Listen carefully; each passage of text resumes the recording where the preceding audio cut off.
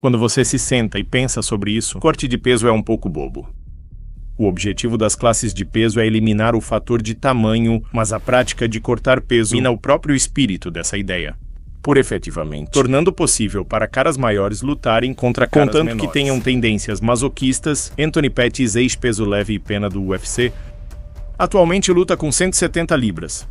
Em uma linha do tempo diferente, ele poderia ter lutado contra Anthony Rumble Johnson. Vivemos em um mundo onde isso era possível. Mas não é isso que quero dizer quando digo que cortar peso é idiota. E também não estou falando sobre os riscos inerentes à saúde. Em vez disso, estou questionando a própria noção de que corte de peso é uma vantagem competitiva.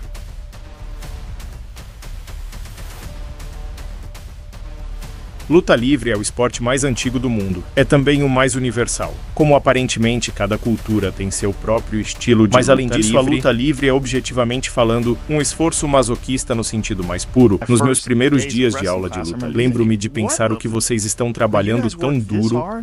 Temos que subir, temos que carregar alguém nas costas e subir as escadas do estádio. Que porra você está falando? Sim, bombeiros carregando uns aos outros para frente e para trás, correndo entre si, e eu sairia de lá.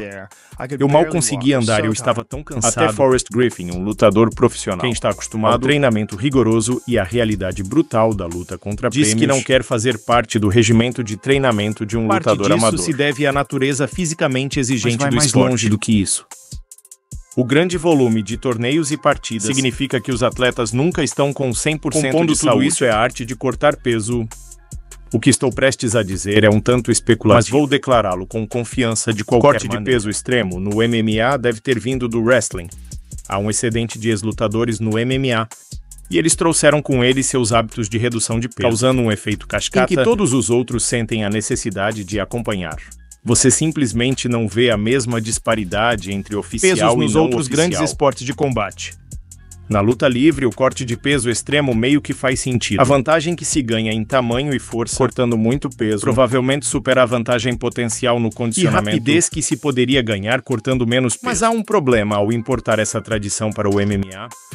Quando se trata de corte de peso, o que diferencia MMA de wrestling é duplo. A duração do concurso e a introdução de marcações. Uma coisa é trocar força por condicionamento, quando você está planejando lutar por 6 minutos, mas é outra coisa inteiramente fazer isso, quando você está planejando lutar de 5 minutos cada. Tudo enquanto leva um soco e chute e tudo mais. E claro, o corte de peso tem um efeito inegavelmente adverso no queixo de um lutador.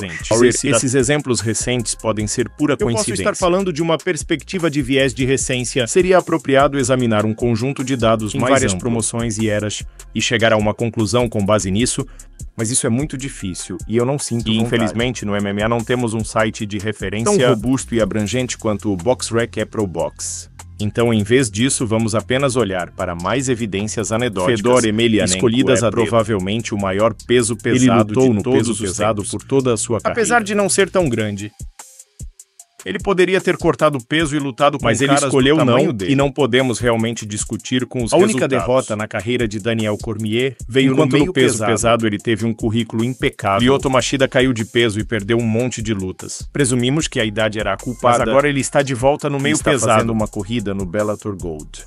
Justin Gaethje é menor que a maioria de seus colegas, mas ele os oprime com volume superior, condicionamento e más intenções entre os guardiões.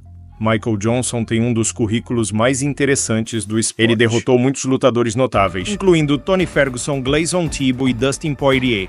Muito disso foi devido à velocidade que era incomparável no peso leve do UFC, mas então ele desceu para o peso pena com resultados nada impressionantes. Sua velocidade de mão simplesmente não se traduz na classe de peso mais possivelmente sua ferramenta mais eficaz.